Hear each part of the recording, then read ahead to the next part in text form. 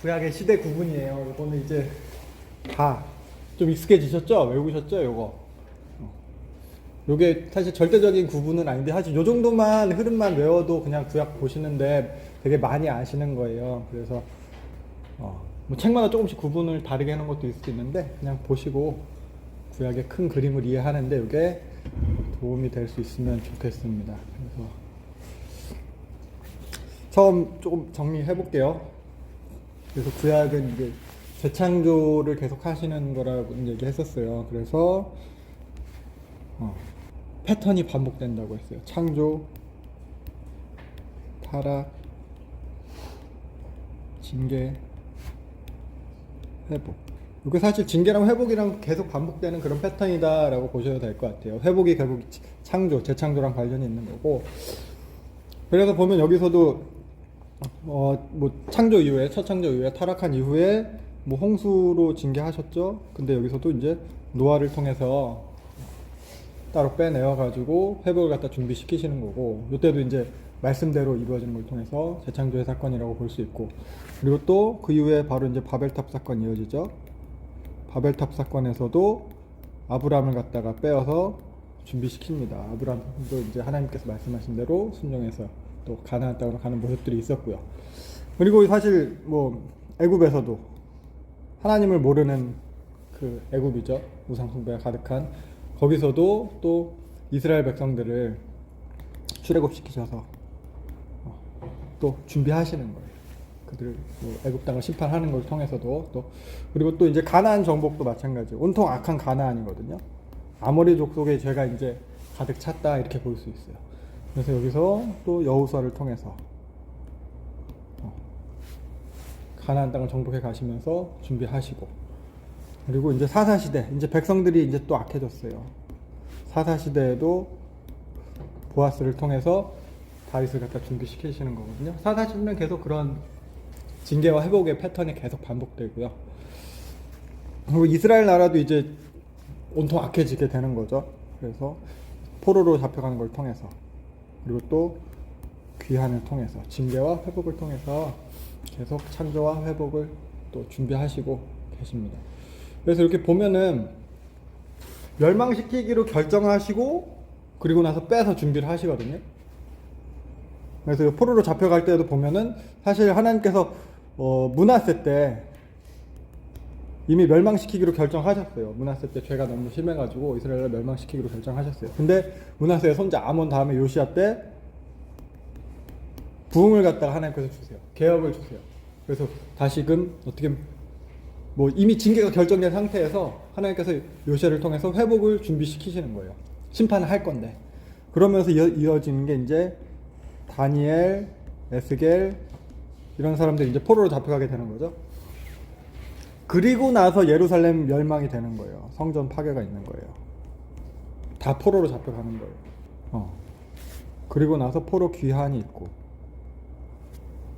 이미 심판을 결정했는데 그럼에도 이제 회복을 준비하시는 모습. 이게 홍수에서도 나타나거든요.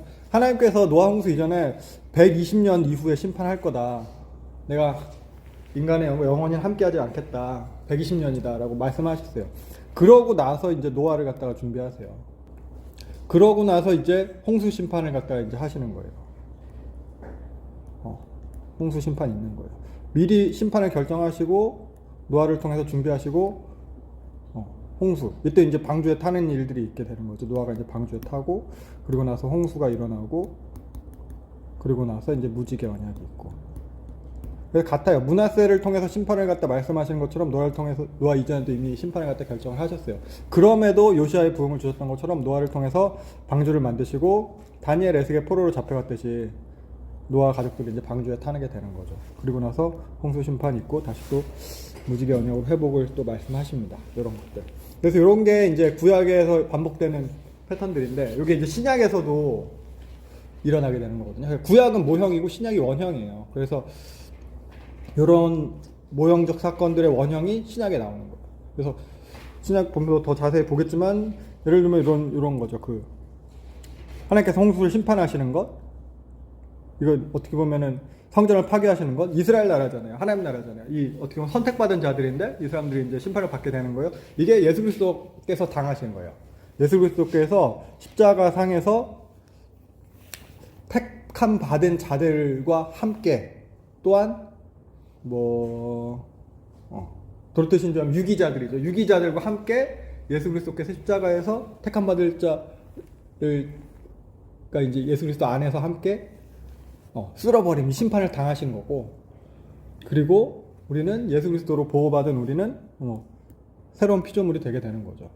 뭐 예수 그리스도 안에서 우리가 보호받게 되니까 예수 그리스도께서 또 이제 방주의 역할을 하시는 거고, 그래서 이런 모형적 측면이 구약에서 나오게 되는 거고, 신약에서는 이런 것들이 이제 원형 성취를 갖다가 우리가 더 자세히 볼 수 있게 됩니다.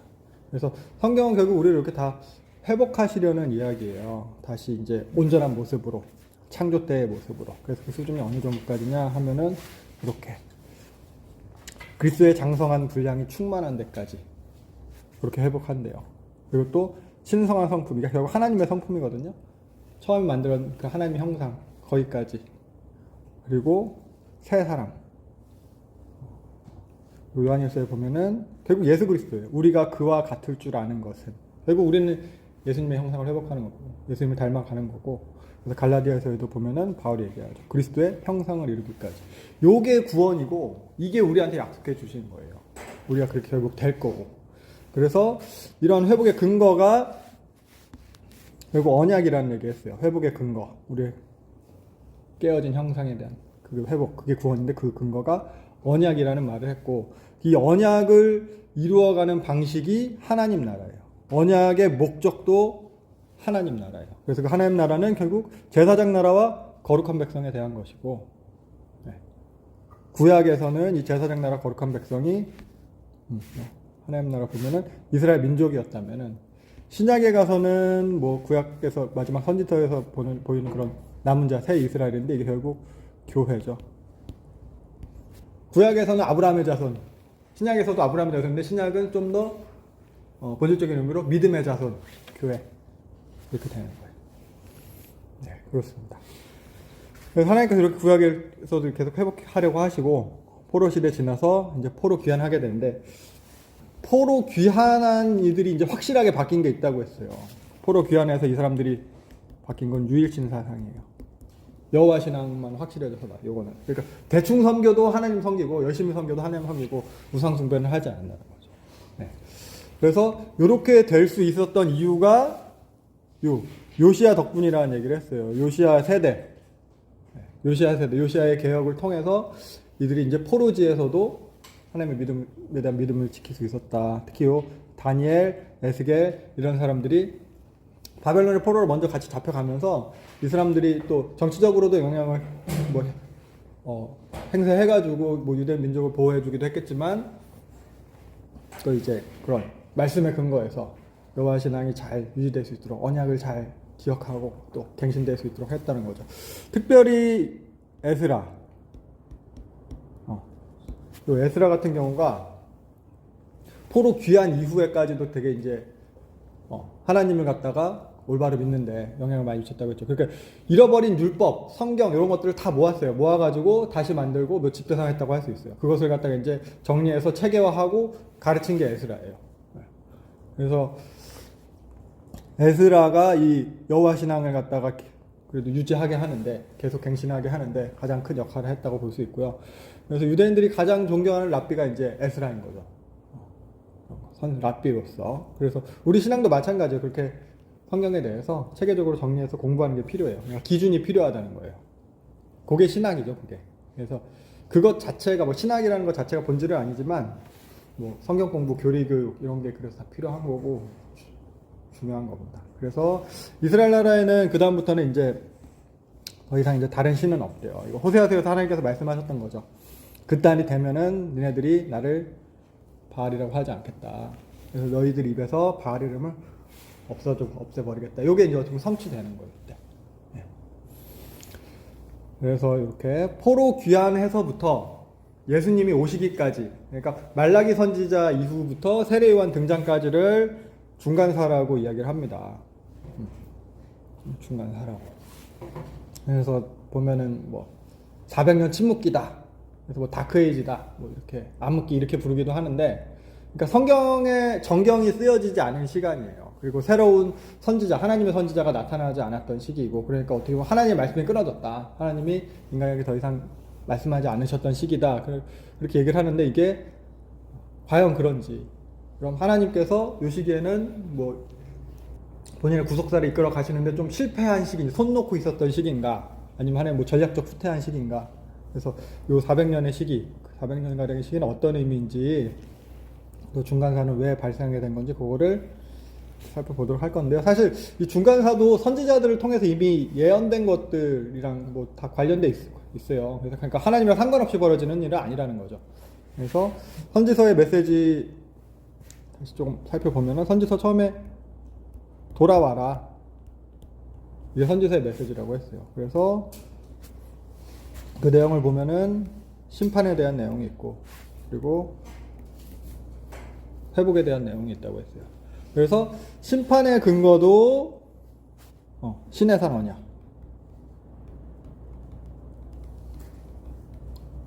회복의 근거도 뭐 신의 산 언약이 들어있지만 특히 회복에 대해서는 아브라함 언약.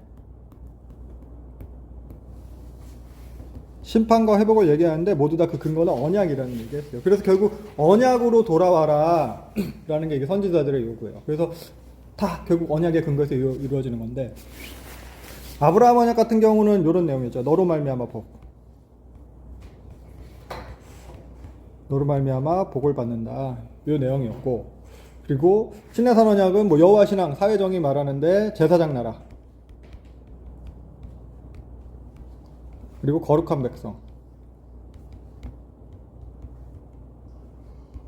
이것에 대한 거였어요. 그래서 아브라함 언약은 무조건적인 언약이고 신의 산 언약은 조건부 언약이다, 이런 얘기 했었습니다.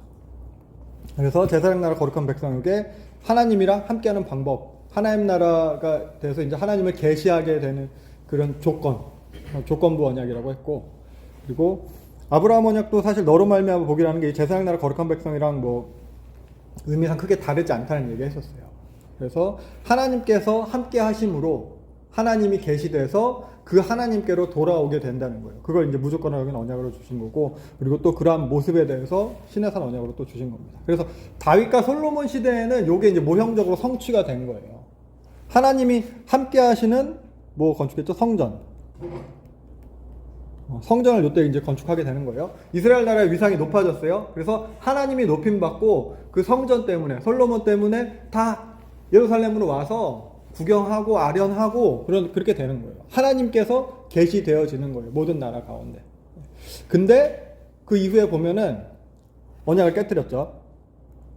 신의 산 언약을 깨뜨렸어요. 그래서 결국 다른 나라들이랑 똑같은 모양이 되는 거예요. 그러면 하나님이 드러나지도 않고 하나님이 계시되지도 않는 거예요. 결국 이 사람들은 조건부 언약인데 이 언약을 깨뜨린 게 되는 거고, 하나님께서 여기를 떠나시게 돼요. 하나님께서 떠나시게 되니까 하나님 계시되는 게 아니잖아요. 하나님을 계시할 수 없게 되는 거죠. 그래서 이 언약대로 흩어지게 되는 거죠. 그래서 포로로 잡혀가게 되는 거예요. 그럼 이제 아브라함 언약은 어떻게 되는 거냐? 모든 민족이 복을 받게 해야 되는데, 다윗과 솔로몬 때는 다른 모든 민족들이 예루살렘으로 와서 하나님이 계시되고 복받을 기회들이 다 제공이 됐었는데, 이제 흩어졌잖아요. 흩어져서 이 언약을 또 진행하시는 거예요. 모든 민족 가운데로 흩어버리신 거예요. 마치 레위인이 자기 땅 없이 각 지파의 성읍으로 흩어져가지고 역할을 하듯이 모든 민족으로 그 사이로 흩어져서 모든 민족 사이에서 하나님을 계시하는 역할을 하게 되는 거예요. 포로로 잡혀가는 게.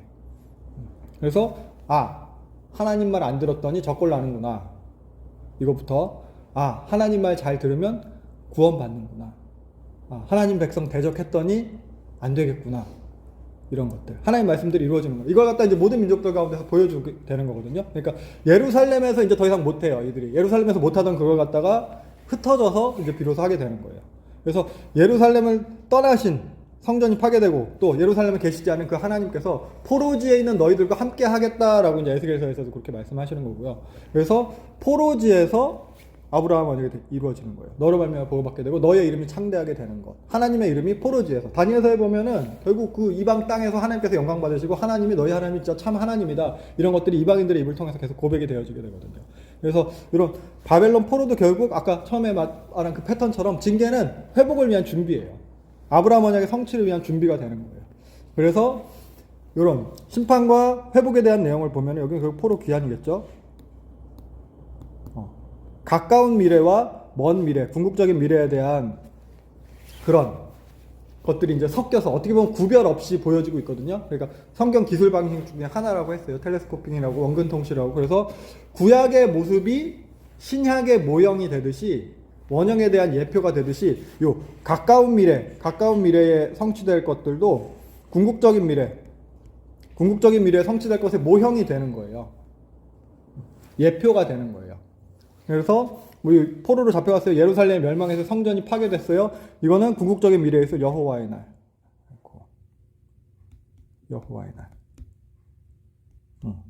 궁극적인 미래에서 여호와의 날 요걸 갖다 이제 예표하는 거죠. 마지막에서 심판에 대해서. 그리고 포로 귀환을 해서 다시 성전이 회복되고 나라의 모습이 이제 회복되어 가는 이것은 결국 남은 자를 통한 하나님께서 회복하시는 거. 그리고 메시아 언약.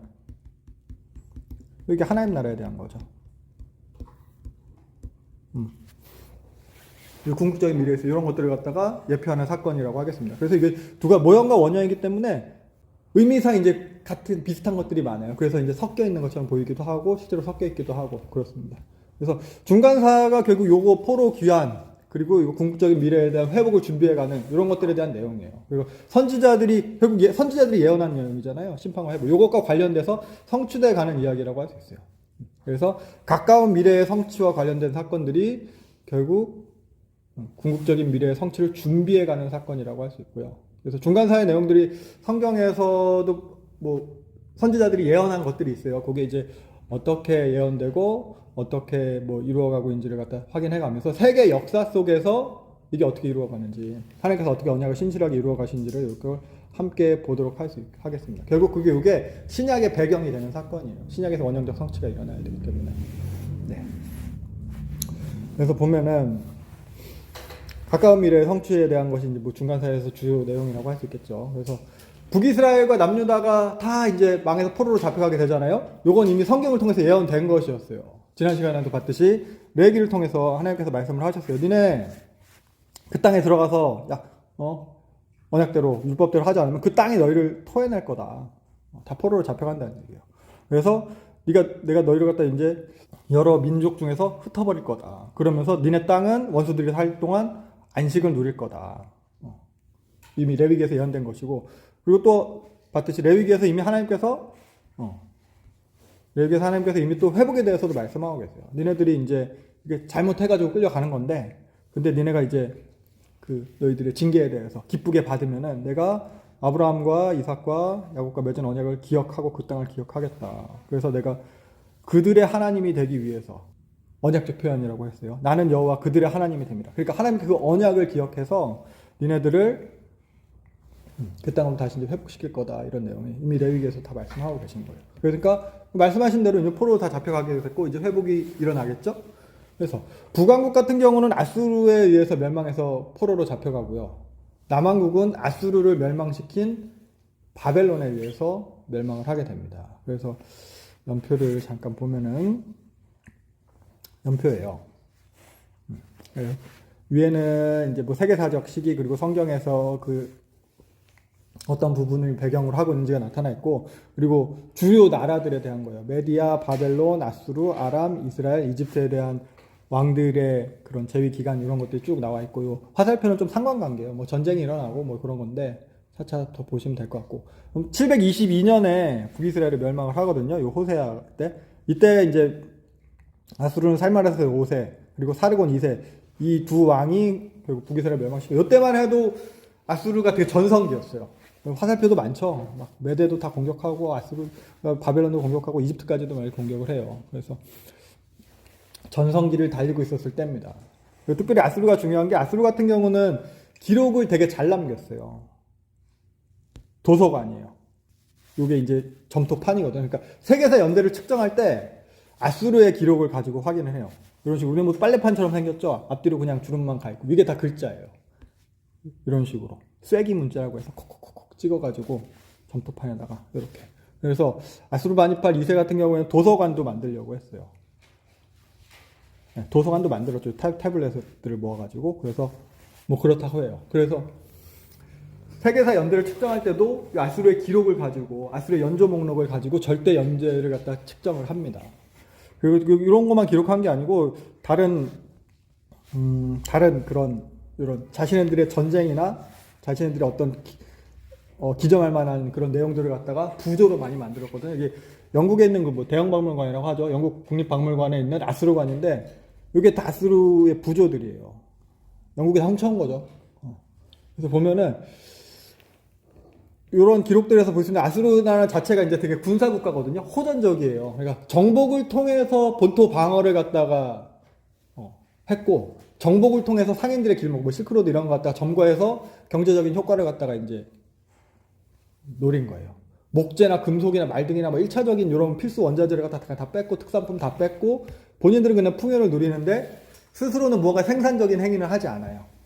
그러니까 약탈을 통해서 얻은 결과물이에요. 뭔가 자기 생산해내는 게 아니라. 그러니까 침략과 수탈, 여기 그걸로 국가가 유지되는 거거든요. 그러니까 공포 정치의 원조가 아수르예요. 북한에서 막 공포 정치하고 막 하잖아요. 그런 게 아니고 북한에도 하는데 여기는 그러니까 아수르는 그만큼 잔인했다는 거예요. 그래서 보면 그런 아수르의 부조물 중에서 대표적인 게 사자 사냥이에요. 자신들이 이제 호전적이라는 거 그런 것 갖다 내주는 거거든요. 그런 거 부조 중에서 유명한 것들. 그건 사자 사냥 부조고 그래서 공포 정치 그걸 표명할 만큼 그만큼 잔인한 거예요. 그래서 뭐 그 상대국에 대해서도 뭐 산채로 가죽 벗기고 산채를 꼬챙이에 꽂아서 막 태양 아래 세워두고 고문하고 그래서 역사상 가장 잔인한 국가가 공개적으로 잔인함을 드러낸 나라가 아수르거든요. 그래서 이것은 아수르에 있는 발라와 성문이라는 건데 이것도 모조품인데 이게 사실 보면은 이거 나무 무인데 중간에 띠가 있잖아요. 이 띠를 갖다 따로 빼가지고 여기다 모아놓은 거예요. 이게 청동띠인데 발라 비면 청동띠에도 보면은 얘들이 어떤 걸 갖다 만들어놨냐. 이게 뭐 조공 바치는 거죠. 배 타고 와서도 바치고 뭐 끌려와서도 바치고 뭐 포로 잡아가는 거 있는데 여기도 보면은 뭐 사람들에 대해서 손목 발목 다 잘랐어요. 그리고 여기 성에다가 머리통만 이렇게 매달아 놓고 이런 것들을 갖다 의도적으로 잔인함을 드러내는 거예요, 얘네들은. 그래서 고도의 심리전, 패배의 결과가 두려워서 차라리 항복하고 조공을 바치게 하는 것.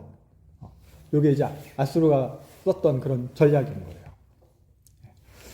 그래서 뭐 북이스라엘도 예후 때부터 이 아수르에게 조공을 바치게 되거든요. 예후가 이제 북이스라엘에서 오므리 왕조 다 없애고 바알 숭배 싹 없애고 나서 새로 왕이 되는데 이때가 이제 하사엘도 아람에서 새로 쿠데타를 통해서 왕이 되고 예후도 쿠데타를 통해서 왕이 되는데 이때 살만에서 3세가 서부 원정을 한창 시작할 때였어요. 그래서 예후가 살만에서 3세가 무서워서 조공을 바치기도 했을 것이고 또 하사엘도 계속 북이스라엘을 괴롭혀요. 아람 하사엘. 그러니까 아람으로부터 보호해 주세요라고 하면서 조공을 바친 것도 있습니다. 그래서 이것도 이제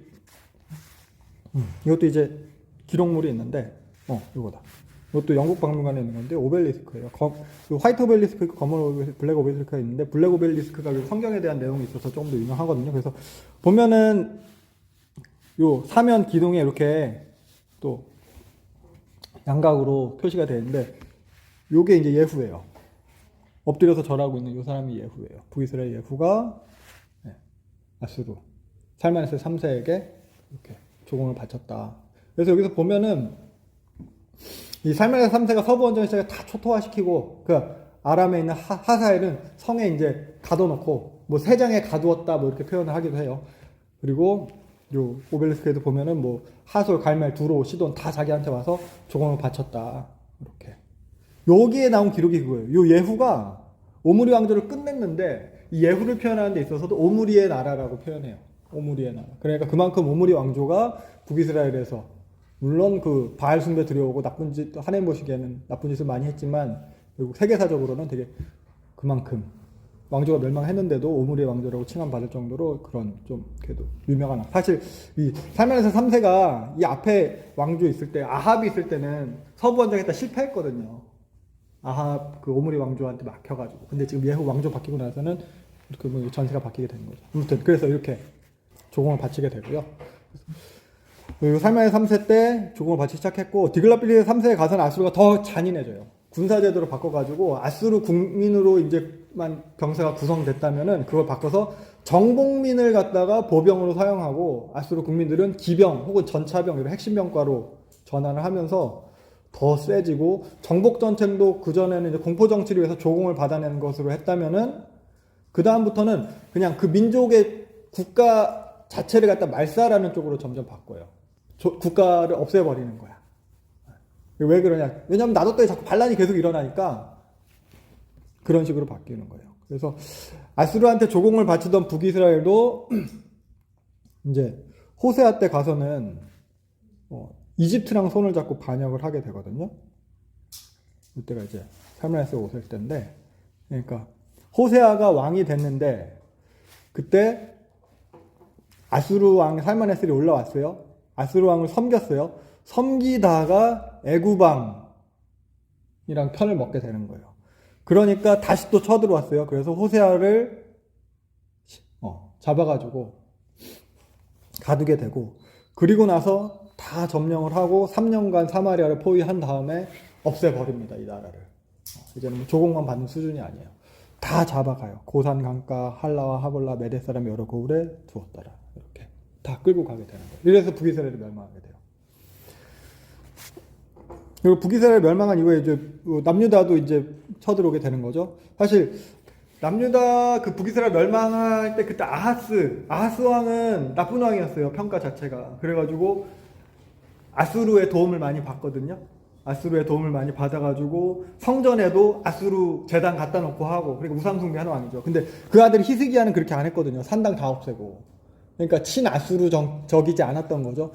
그러니까 이렇게 되니까 아수르가 쳐들어오는 거예요. 그리고 또 특히 이때 히스기야가 이집트랑 편을 먹거든요. 이집트랑 편 먹으면 쳐들어와요, 항상. 이때 이사야가 말렸는데 쳐들어와서 견고한 성읍을 다 없앴다. 뭐 46개 성읍을 다 점령을 했대요. 예루살렘만 빼고. 예루살렘만 빼고 다 점령된 모습도 부조에 있습니다. 이게 라기스 점령 부조거든요. 사실 부조가 먼저 이렇게 부조가 있고, 부조를 갖다 옆에 있는 탁본을 뜬 거예요. 보면 여기 가죽 벗기는 거, 여기 산채로 가죽 벗기는 거고, 이건 포로로 잡혀가는 거예요. 그래서 여기 그림에도 보면 이런 식으로 나와요. 여기 가죽 벗기는 장면, 이런 거, 목 따고 막 이러는 거, 포로로 잡혀가는 거. 그리고 이거 이제 라기스 점령도, 이게 라기스 성이고, 이걸 갖다 이제 공성전 하는 걸 갖다 이 사람들이 이렇게 다 부조로 만들어 놓은 거거든요. 기록물로. 그래서 보면은 여기도 사람을 갖다 이렇게 꼬챙이에 꽂아가지고 막 이렇게 세워놔요. 이게 조그맣게 이렇게 있어. 이 모습, 이런 거. 그래서 이렇게 예루살렘이 포위되고, 이때도 예루살렘에 대해서도 막 욕하거든요. 이때 사네립의 그 어떻게 경호실장격이죠. 랍사게가 와가지고 니네들 이제 똥이랑 오줌 먹을 거다. 이거 어느 나라가 이 아수르 왕을 갖다 막은 신이 없다. 히스기야 말에 속지 마라. 하나님 니네 구해줄 수 없다. 그러면서 막 항복해라. 니네 다 끌려갈 거다. 항복하면 살려주겠다가 아니라 항복하면 다 끌려갈 거다. 니네 이렇게 얘기하는 거예요. 이런 것도 이제 일종의 공포 정치에 포함되는 거거든요. 근데 이렇게 했는데 히스기야가 그 어떻게 보면 협박장 편지 가지고 와서 성전에 가서 벽 보고 기도하죠. 그러니까 이사야가 와가지고 하나님께서 구해줄 거다. 이렇게 하고 나니까 하루아침에 다, 성경에 의하면 하루아침인데 하루아침은 아닌 것 같아요. 역사가 헤로도토스야 뭐 패스트 같은 게 돌았을 거다 뭐 이렇게 얘기하긴 하더라고요. 근데 성전에는 이렇게 딱 하루아침에 다 도망가게 되고, 그리고 사네립은 돌아가서 자기네 신전에서 제사 드리다가 자기 아들들에 의해서 살해를 당하게 됩니다. 성경에는 막 되게 빠르게 얘기하는데 한 수년이 지난 다음이에요. 이것도 실제 세계 역사상으로. 그리고 에살핫돈이 왕이 됩니다. 에살핫돈도 정복 전쟁을 되게 많이 한 왕이에요. 특히 그 메디아 쪽, 이게 이제 아수르 지도예요. 아수르 제국 지도인데 그 눈에 좀 익혀 두시면 좋을 것 같아요. 그래서 정복 전쟁을 되게 많이 해가지고 아수르의 수도가 원래는 이쪽 구수도, 여기를 아수르, 아이벨라 이렇게 부르는데 나중에는 사네립 때 가서는 니누에로 바뀌거든요. 그 근처에 붙어 있긴 하죠. 그래서 이쪽 아래쪽이 바벨론이에요. 아수르는 이쪽에 있고 바벨론 이쪽에 있는데 바벨론 갖다 다 정복을 해버려가지고 자기 큰아들을 갖다가 바벨론 왕으로 세워버려요. 샴시슈무킨이라고. 내 아들을 왕으로 새기고. 그리고 또 여기 보면 자그로스 산맥이 있어요. 이 산맥 넘어서 가면 여기가 메디아예요. 악메다. 성경에 악메다라고 표현했는데 액바티나. 여기를 갖다 이제 점령을 하고 깊숙이 쳐들어가서 메대 왕을 복속시키고 강제로 봉신제약을 맺는 거죠. 그리고 자기 아들들에까지 네 아들 내 아들도 신하야. 신하와 뭐 종주 관계야. 이렇게 해서 다 맺고. 그리고 위쪽에 있는 요 우라르트족은 없애버립니다. 키메르족은 도망가게 돼요. 이쪽으로. 그리고 스키타이와는 혼인 동맹을 맺어요. 이런 식으로. 그러면서 나중에 요 북부 이집트에 있는 요 멤피스까지도 점령을 하게 됩니다. 근데 이집트는 도망갔다가 계속 반란 일으켜요. 여기 테베까지 도망갔다가 다시 반란 일으키고 그래서 땅을 갖다가 완전히 정복을 하지 못해요. 그래서 에스라돈도 다시 재차 출정을 했다가 행군 도중에 사망을 하게 되고, 요 에스라돈이 성경에서는 요 강제 이주하게 시킨 그 왕으로 등장을 하거든요. 에스라에 보면은 포로에서 귀환한 사람들이 성전 지으려고 하니까 사마리아에 살던 사람들이 우리도 성전 같이 지을게 하면서 에스라돈이 우리 여기로 강제 이주 시켰다. 그러니까 자기는 원래 이스라엘 사람은 아니에요. 이방인인데 강제 이주인데 우리 여기 강제 이주 시킨 때부터 우리도 하나님 섬겨, 우리도 성전 같이 짓자. 그러니까 에스라가 니네는 하나님 똑바로 섬기는 게 아니잖아 하면서 에스라가 한 건 아니죠. 포로 귀환한 스룹바벨을 비롯해서 그런 포로 귀환한 사람들이 얘기를 하는 거예요. 그래서 보면 여기도 이렇게 북이스라엘이 포로로 잡혀갔어요. 근데 구디아와 아와 스바라임에서 사람을 옮겨다가 사마리아에서 대신 살게 하는 거예요. 근데 이 사람들이 하나님을 믿기는 믿었대요. 하나님을 믿었는데 보면은 자기 신상들을 갖다가 다 두면서 그냥 우상숭배랑 같이 하는 거예요. 그래서 하나님을 믿기는 믿었는데 자기들 중에서 제사장, 자기들을 위해서 제사를 드리게. 그러니까 여호와 너 경외하고 그러니까 뭐 자기들 신들을 섬겼다. 그래서 결국 북이스라엘 열지파는 없어지게 되는 거고, 그래서 그 사람들을 갖다가 신약에 보면은 사마리아다 부르면서 유대인들이 무시하게 되는 거예요. 북이스라엘 사람들도 여호와를 섬겨요. 그러면서 그리심산에서 그 요한복음에 보면 나중에 수가성 여인이 말하잖아요. 우리는 이 산에서 예배드리고 당신은 예루살렘에 뭐가 맞습니까? 예루살렘과 하는 게 그게 그거예요. 이 사람들이 이때부터 와가지고 자기들 나름의 여호와에 대한 신앙을 갖다가 유지를 했다는 거죠. 물론 그게 옳지 않다, 잘못됐다라는 얘기를 한 거. 그게 요 아스르 때, 특히 요 에살핫돈 때.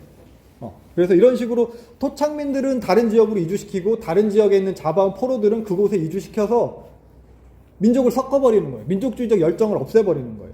이게 아스르가 제국을 경영하는 방식이었어요. 혼혈 이주 정책, 공포 정치, 철저한 탄압으로 반란을 갖다가 애초에 방지하는 운영 방식을 택했고, 그걸로 제국들 중에서 가장 오랜 기간 운영했어요. 300년. 우리나라 나라들 역사로 치면 300년은 별로 긴 게 아니거든요. 막 신라는 1000년이고 조선도 500년이고 뭐 다른 삼국시인데, 근데 여기 300년이 그나마 제일 길었던 거예요. 제국들 중에서는. 그렇습니다. 그래서 아수르는 이렇게 그래서 공포 정치를 하긴 했지만 그래도 끊임없이 반기를 든 게 있었어요. 이집트도 그렇지만 요 바벨론이에요. 샴시슈무킨 자기 아들을 갖다 왕으로 세웠는데도 그 아들이 반란을 일으킬 정도예요. 그리고 바벨론이 뭐냐, 요 아수르가 군사적으로 아무리 강해도 고대 근동의 정신적 기원이 바벨론이에요. 종교적으로 문화적으로 가장 뛰어난 문화를 갖고 있는 게 바벨론이에요. 그러니까 나중에 보면 로마가 그리스를 갖다 정복을 하잖아요. 근데 그리스의 그 문화를 보고 문명을 보고 결국 그리스화 되거든요. 종교도 다 받아들이고 마찬가지예요. 그래서 고대 근동에서도 그 가장 뛰어난 종교와 문화를 갖고 있던 게 요 바벨론이어가지고 여기도 이제 저력이 있는 거죠. 특히 이 아수르에서 점령을 하면서 바벨론에 있는 마르둑 신상 자체를 빼앗아 가버리거든요. 그 구약에서도 보면은 뭐 사무엘상에 보면은 어저께 뺏어가지고 가서 마스도에 주잖아요. 그것처럼 여기도 그냥 뺏어 가가지고 자기네 신상에 자기네 신전에다 갖다 놓은 거예요. 그러니까 여기서는 바벨론에서는 되게 화가 나는 거거든요. 그러니까 이 마르둑 바벨론 출신 마르둑인데 마르둑을 섬기는 것 자체가 이들의 정체성이었기 때문에 계속해서 반기를 들게 되는 거예요. 특히 요 바벨론에 나보폴라살이 등장을 하고 메디아에는 키악세라스라는 인물이 등장을 하게 되면서 아수르가 이제 급격하게 내리막길을 걸게 되는 거거든요. 특히 요 메디아의 요 키악세라스 1세는 이제 메대 제국을 만드는 거예요. 그전 사실 요 자그로스 산맥 뒤쪽에 부족 국가거든요. 뭐 통일을 하긴 했어도 뭐 애매했는데 이제 제국을 갖다 제일 처음 만든 게 메디아를 갖다 제국으로 만든 게 키악세라스 1세. 이 사람도 군대를 재편성했어요. 그래서 기병을 갖다가 창기병, 군기병 뭐 이런 식으로 재편하면서 기동성을 강화했고 군사력을 증강해가지고 아수르한테 반란을 일으켜서 614년에 요 아수르의 옛날 수도 알베올라, 이 당시에는 아수르라고 불렀거든요. 이 아수르를 갖다 이제 키악세라스가 점령을 해버려요. 옛 수도를. 근데 그때 나보폴라살도 같이 점령하려고 하는데 늦었어. 키악세라스가 먼저 키악세라스 뭐 세 개 그 말 자체가 좀 책마다 다르더라고요. 그래서 키악세라스가 먼저 점령을 하고 나보폴라살은 뒤늦게 왔는데 둘이서 이제 동맹을 맺어요. 어떻게 보면 공동의 적이 있으니까. 그래서 요 키악세라스의 딸이 나보폴라살의 아들 느부갓네살이거든요. 볼 수 있는 건 요 키악세라스예요. 메데 제국을 만든 키악세라스의 딸이 요 나보폴라살, 바벨론의 왕. 나보폴라살의 아들 느부갓네살이랑 아미티스 공주랑 이제 결혼하면서 혼인 동맹을 맺게 되는 거예요. 그래서 보면은 요 메디아는 아까 자그로서 산맥 안에 있었다고 했잖아요. 그러니까 어떻게 보면 좀 푸르른 산이에요. 근데 바벨론은 그 아래쪽 아라비아 사막 위쪽에 있거든요. 그래서 이 공주가 이 느부갓네살이랑 결혼을 했는데 자기가 살던 데는 이제 초록색이 많이 보이는 그런 땅이었는데 와 보니까 여기는 사막인 거야. 그래서 이 느부갓네살이 공주를 위해서 만들어준 게 공중정원이라는 거예요. 세계 7대 불가 사이. 요때 만든 거예요. 그러니까 이 당시의 과학기술의 집약체라고 하더라고요. 높이 25m고 뭐 5단으로 되어 있는데 위에까지 물이 끌어올려가지고 물을 갖다가 착착착착 흘러내려오게 해서 나무랑 꽃을 갖다 이제 사막에서도 살 수 있겠다. 나중에 페르시아 침략으로 다 파괴돼서 없어지긴 했는데 7대 불가사의 중에 하나입니다. 이렇게.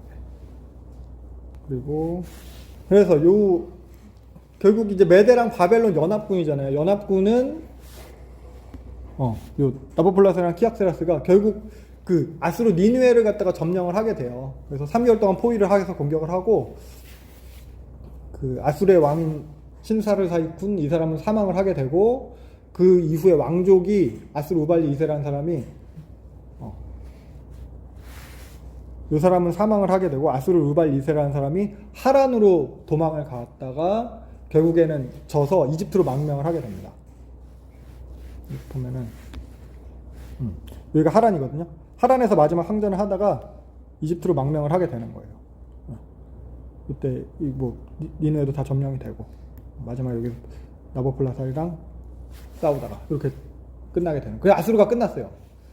그래서 요 아수르가 이제 멸망을 하게 되니까 바벨론의 이제 신흥 세력으로 커지게 되니까 요 바벨론의 독주를 막기 위해서 이집트에서 올라오게 되는 거죠. 이집트에 있던 파라오 느고가 막으로 올라가는 거예요. 너무 바벨론이 세지면 안 되니까. 근데 이때 요 느고를 갖다 막아선 게 요시아잖아요. 요시아가 무기또에서 바로 느고가 올라가는 걸 갖다 막아서다가 요시아가 죽죠. 요시아는 죽고, 네, 요시아가 죽고 요시아는 여기서 이제 허무하게 죽게 되는 거고 느고는 이제 여기서 좀 지체했어요. 근데 지체하고 올라갔는데 결국 하란을 탈환하는 거는 실패해요. 근데 유프라테스 이남을 갖다가 차지하긴 합니다. 근데 원래는 이 하란을 뺏으려고 했는데 실패하고 내려오니까 기분이 나빠서 내려오던 길에 다시 예루살렘에 있는 그 여호아스 그 요시아 다음으로 왕이 된 여호아스를 강제로 폐위시켜서 이집트로 끌고 가고 여호아스는 이집트에서 죽게 돼요. 그리고 요시아의 둘째 아들이었던 여호야김, 원래 엘리야김인데 여호야김으로 계명을 한 다음에 왕으로 세우게 되는 거죠. 이렇게 나보폴라살이 등장을 하게 되고요. 그리고 나서 요 유프라테스 북쪽과 남쪽에서 이제 이집트랑 바벨론이랑 이제 서로 세력을 갖다 더 차지하려고 하다가 2차로 전쟁이라는 게 그 요시아가 죽으면서 일어났던 하란 밑에 있던 게 1차 갈그미스 전투고요. 2차 갈그미스 전투가 일어났는데 이때는 나보폴라살이 이제 나이가 먹었어요. 이제 병중에 있었고 그 아들 느부갓네살이 대신해서 이제 출정을 하게 되는 건데 이때는 이집트가 져요. 이집트가 완전히 져가지고 이집트가 져서 이제 바벨론 느부갓네살이 이제 서부 원정을 갖다 시작을 하게 되는 거예요. 이집트로. 근데 원정을 하던 중에 나보폴라살 사망 소식이 들려와요. 그래서 다시 본국으로 돌아가서 자기가 왕위를 갖다 확실히 가지고 출정을 다시 해가지고 서부 원정을 하는데 이때가 605년이거든요. 이때 다니엘이랑 세 친구가 포로로 잡혀가게 되는 거예요. 605년 서부 원정 2차 갈그미스 전투 때 이제 서부 원정을 하면서. 그래서 그러면은 지금 예루살렘에 있는 왕은 여호야김이에요. 여호야김. 그러니까 보면 이거예요. 바벨론 느부갓네살 왕이 올라왔어요. 2차 갈그미스 전투 끝나고 서부 원정을 했어요. 그래서 여호야김이 원래 근데 애굽 왕이 세워준 왕이잖아요. 자기 형제 여호아스를 잡아가면서 자기를 갖다 왕으로 세워줬는데 원래 애굽을 섬기던 왕이었어요. 근데 느부갓네살이 서부 원정해가지고 애굽도 물리치고 오니까 느부갓네살을 섬기다가 근데 3년 동안 섬기다가 다시 애굽을 섬기게 되는 거예요. 배신을 했더니 주변에 있던 갈대아 부대, 아람 부대, 모압 부대 이거는 이제 바벨론 편에 있는 바벨론 속국 연합이에요. 바벨론 속국 연합이 먼저 얘를 쳐가지고 여기서 이제 여호야김은 죽어요. 여호야김은 죽고 여호야김의 아들이 여호야긴인데 여호야긴이 왕이 돼요. 여호야긴이 왕이 됐는데 이 여호야긴을 느부갓네살이 잡아가요. 원래 반역하는 애는 여호야김인데 얘는 느부갓네살이 오기 전에 먼저 죽어버리고 느부갓네살은 그 아들을 갖다가 잡아가요. 사실 느부갓네살이 요 여호야김을 잡아갈 때 보면은 여호야긴은 그냥 항복을 했어요. 느부갓네살이 올라왔을 때 여호야긴 앞에 나가서 그냥 항복했어요. 항복. 못 싸우겠다. 항복했는데 그냥 잡았어요. 항복했는데 잡아서 그냥 잡아가는 거예요. 그리고 나서 자기 삼촌, 여호야긴의 삼촌이에요. mat단이야. 그러니까 이 사람도 요시야 아들이에요. 요시야 아들은 3명이나 왕이 돼요. 요시야 아들은. 첫 번째 아들은 요시야가 그 죽자마자 세워졌는데 3달 만에 애굽으로 잡혀갔죠. 여호아스. 두 번째 아들은 죽었어요. 일찍 죽었어요.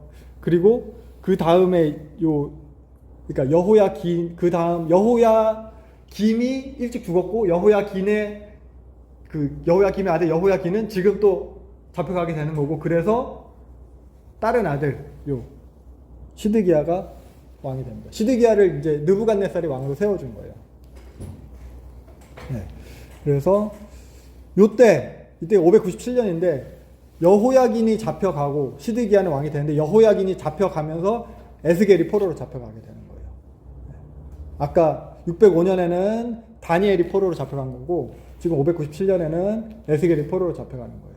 그러니까 요시야의 아들들이 왕을 할 때 포로로 이렇게 다 잡혀가는 거고 그럼 이때 잡혀간 사람들이 아까 말했던 요시야 시대 때 잘 배우고 잘한 사람들이 좀 커서 잡혀가는 거예요. 네, 그래서 나부콜라살은 뭐 죽었고 늙어서 죽었고 바벨론 느부갓네살이 서부 원정을 하는 동안에 키악세라스는 이쪽 아나톨리 지방으로 원정을 하거든요. 리디아 왕국까지 진출을 하게 돼요.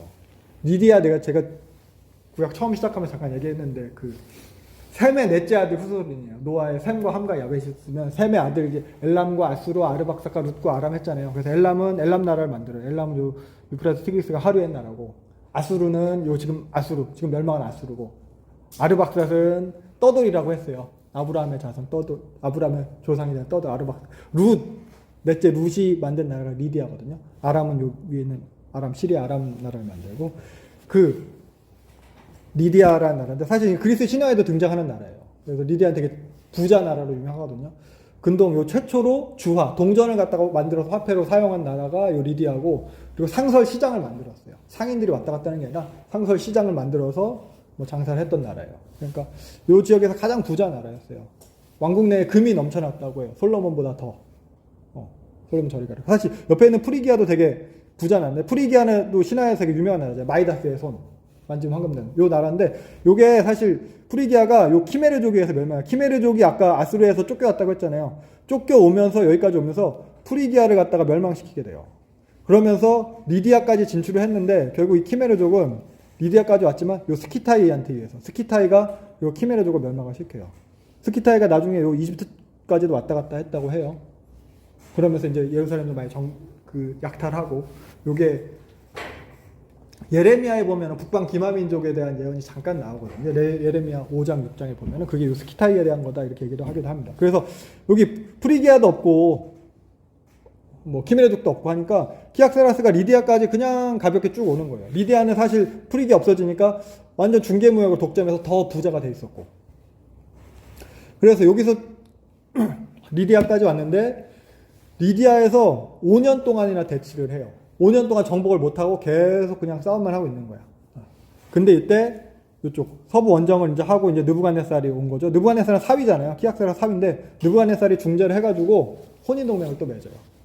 키악세라스랑 요 알리아테스 2세랑 요 키악세라스 메대 왕이죠. 그리고 알리아테스 2세 당시 리디아의 왕인데 이 사람의 딸 아리에니스랑 키악세라스 1세의 아들 아하수에로. 성경에는 메대 족속 아하수에로라고 나오고 그리고 다니엘서에 나오는 사람이에요. 그리고 세계사 이름으로는 아스티아게스예요. 이 아스티아게스랑 아리에니스랑 결혼을 하면서 둘이 리디아랑 메디아랑 동맹을 맺게 됩니다. 그래서 제국이 이제 형성이 이런 모양으로 형성이 되는 거예요. 리디아 있고 메데 있고 바벨론 있고 이집트 있고. 얘네 셋은 동맹이지 뭐. 혼인 동맹. 그리고 이집트만 혼자 있고 이렇게. 제국이 이렇게 형성되니까 나머지 동맹이니까 이집트는 서부에서 계속 반란을 부추기는 거예요. 뒤에서. 그러니까 계속 이렇게 서부로 느부갓네살의 재차 원정을 하는 거예요. 그래서 보면은 느부갓네살의 군대가 이제 예루살렘을 갖다 포위하는 내용이 여기 때 나오는 거거든요. 예루살렘 와서 다 이제 포위를 하게 되고 이때가 시드기야 왕. 자기가 세워준 왕인데 이 시드기야도 예레미야가 그렇게 항복해라 애굽이랑 그 동맹 맺지 말라 했는데 결국 애굽 뒤에는 이집트는 계속 서부에서 그 나라들 갖다 선동을 하거든요. 그 애굽이랑 손 잡게 되고 결국 포위하게 되고 양식이 떨어지고 성은 파괴하고 시드기야는 도망가다 잡혀가지고 나중에 보면 눈알 뽑히고 그리고 아들들은 다 죽고 바벨론으로 끌려가게 되는 거예요. 그래서 이때 성전도 파괴되는 거고 다 포로로 잡혀가게 되는 거죠. 그래서 바벨론 같은 경우에는 아수르랑은 조금 다른 게 아수르는 완전히 민족을 없애버리는 거였다면은 바벨론 같은 경우는 식민 그 정복국을 갖다 어떤 식으로 다스렸냐면은 그 우리나라 일본이 했던 방식 내선일체였어요. 일본이랑 조선 하나다. 우리가 형님이고 니네 동생이야. 우리 같아 이런 식이에요. 그러니까 그런 식으로 그런 식의 민족 말 창씨개명 하듯이 그런 식의 민족 말살이었어요. 지배층을 갖다가 교육을 하고 어떻게 보면 세뇌를 시켜가지고 흡수하게 만드는. 그래서 다니엘 친구들도 보세요. 보면은 이제 다 이름 바꾸잖아요. 다니엘도 벨드사살로 바꾸고 친구도 사드락, 메삭, 아벳노고 이름 다 바꿔가지고 바벨론 시키고. 왜냐면 바벨론이 아까 고대 문화 근동의 정신적인 중심지라고 했잖아요. 그러니까 좋은 문화와 문명을 가지고 그 사람들을 갖다 어떻게 보면은 꼬시고 세뇌시키는 거죠. 문화를 통한 세뇌예요. 그게 이제 바벨론의 이제 정치 피정복국에 대한 지배 방식이었어요. 그래서 예루살렘에 있다가 바벨론까지 포로로 잡혔어요. 아까 북이스라엘은 이쪽 하란 쪽, 특히 메디아 쪽까지 잡혀거든요. 근데 이게 아수르 때잖아요. 제국이 바뀌면서 여기는 진짜 먼저 포로로 잡혀온 사람들은 전쟁통에 다 섞여서 다 없어져 버린 거고 지금 여기 예루살렘에서 바벨론으로 잡혀온 이 사람들은 이제 유대인들이에요. 유다 지파 사람들, 베냐민 지파 사람들. 이 사람들이 잡혀와서 여기 살게 되는 거죠. 근데 성전이 파괴됐어요. 더 이상 제사 드릴 것도 없고 제사를 드릴 수도 없어요. 그러니까 이 사람들은 성전 신앙이었거든요. 아침 저녁으로 상번제를 드렸어요. 바벨론의 그런 포위 공격을 당하는 중에도 아침 저녁으로 제사를 드리고 안식일을 지키고 절기마다 돌아가야 됐었고 했는데 성전도 없고 예루살렘으로 갈 수도 없고 그럼 이 사람들이 여기서 어떻게 신앙생활을 하냐, 어떻게 신앙을 지키냐, 선민으로서 이제 그 정체성을 어떻게 하나. 그래서 이때부터 시작된 게 회당이에요. 회당. 포로로 잡혀가 있는데 포로지에서 회당을 만드는 거예요. 제사 중심의 예배 방식에서 성경을 보고 성경을 공부하는, 암송하는 그 위주의 신앙을 바뀌게 되는 거예요. 남자 10명이 모이면 회당을 만들어요. 이 근거는 창세기 18장에 찾을 수 있는데 창세기 18장에서 하나님께서 아브라함에 나타나서 소돔 고모라 멸망시킬 거다. 아브라함이 의인 50명 있는데도 멸망시킬 겁니까? 안 시킬게. 거기 5명 빠져서 45명은요? 안 시킬게. 40명, 30명, 20명은요? 10명은요? 해서 그 10명만 있어도 멸망 안 시킬게 한 게 근거가 돼가지고 유대인 남자 10명이 모이면 그곳에 회당을 만들어요. 최소 10명. 그래서 이제 말씀 중심의 신앙이 여기서 이제 본격화되는 거예요. 그리고 또 보면은 이 바벨론 포로들은 아까 말했듯이 지배층을 갖다 교육시켜가지고 바벨론화 한다고 했잖아요. 그러니까 바벨론 페르시아를 거치면서 유대인들은 포로이긴 했지만 그 현지인화, 뭐 현지인화까지는 아니더라도 그렇게 교육받고 하면서 저마다의 지위를 인정받고 이제 높은 관직까지 올라갈 수 있게 돼요. 그러니까 다니엘 같은 경우도 그 국무총리까지 올라가게 되는 거죠. 모르드게도 마찬가지예요. 국무총리, 국무장관이요. 다니엘 친구들도 다 이제 뭐 지금으로 치면은 뭐 문화체육부 장관 다 장관급으로 다 이렇게 되게 되는 거거든요. 그러니까 그렇게 해서 바벨론에 있으면서는 어느 정도 다 지위를 재산도 가질 수 있게 되고 노예도 가질 수 있게 돼요. 그렇게 해서 이제 살게 되는 거죠, 이 사람들이. 그리고 나서 이후에 이제 페르시아의 고레스가 등장을 하면서 고레스 칙령으로 귀환을 하게 되는 겁니다. 에스라 보고 오셨나요, 혹시? 에스라 1장에 보면 나와요. 고레스 같은 경우는 처음엔 여기 메디아의 작은, 이게 페르시아거든요. 안산이라고 보는데, 이쪽, 변방 소국가. 여기 소국가 출신이에요.